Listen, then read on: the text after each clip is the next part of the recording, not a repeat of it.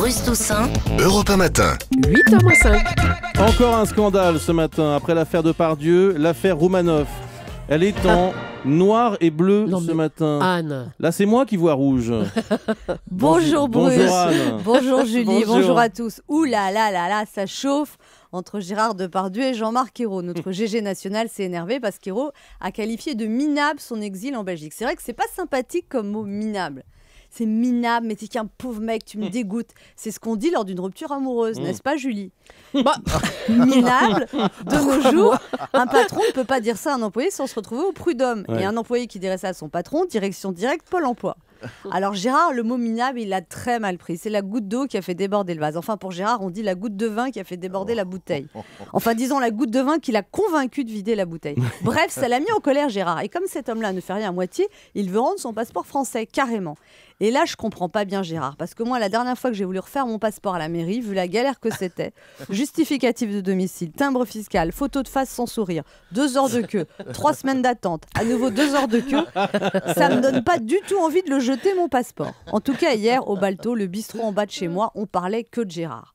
Mais je comprends pas. S'il a plus de passeport, mais il va plus pouvoir passer la frontière. Mais non. Pour aller de France en Belgique, la carte d'identité, ça suffit. Ah d'accord. De toute façon, moi je dis, Gérard, il fait ce qu'il veut de son argent. Il est libre, Gérard. Les socialistes, ils ont qu'à moins le taxer. Une autre. Mais c'est pas les socialistes qui l'ont taxé, puisque les impôts 2011, Hollande, il n'était pas élu. Une autre. Allez, on est d'accord. Gérard, il exagère, mais il a pas tout à fait tort.